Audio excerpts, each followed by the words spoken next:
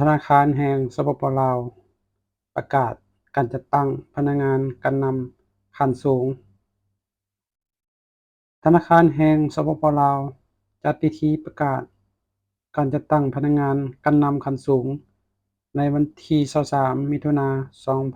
2025ที่ธนาคารแห่งสปป.ลาวเป็นเกียรติของสหายเฉลิมชัยกรมสิทธิ์รองนายกรัฐมนตรีสหายนางวิไลพีระวงศ์รองหัวหน้ากรมคุ้มครองพนักงานคณะจัดตั้งศูนย์กลางพรรคได้ขึ้นผ่านคำสั่งเลขที่03/กมสพลงวันที่11เดือน6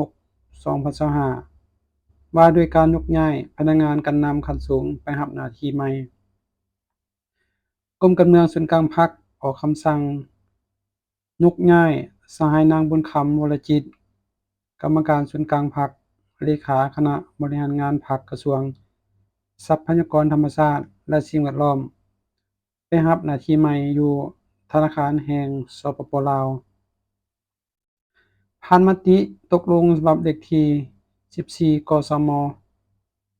กมสพลงวันที่11เดือน6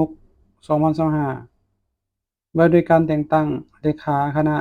บริหารงานพรรคธนาคารแห่งสปป.ลาวกรมการเมืองศูนย์กลางพรรคตกลงแต่งตั้งสหายนางบุญคำวรจิตรเป็นเลขาคณะบริหารงานพรรคธนาคารแห่งสปป.ลาวผ่านมติตกลงฉบับเลขที่552/คลสพลงวันที่13เดือน6 2025ว่าด้วยการแต่งตั้งรองเลขาคณะบริหารงานพรรคธนาคารแห่งสปป.ลาวคณะเลขาธิการศูนย์กลางพรรคตกลงแต่งตั้งสหายนางวัฒนาดาราลอยเป็นรองเลขาคณะบริหารงานพรรคธนาคารแห่งสปป.ลาวผ่านดำรัสฉบับเลขที่319/นย.ลงวันที่13เดือน6 2025ว่าด้วยการแต่งตั้งรองผู้ว่าการธนาคารแห่งสปป.ลาวนายกรัฐมนตรีออกดำรัสแต่งตั้งสหายนางวัฒนาดาราลอยเป็นรองผู้ว่าการธนาคารแห่งสปป.ลาวในพิธีสหายอรุณบุญยงค์รองผู้ว่าการธนาคาร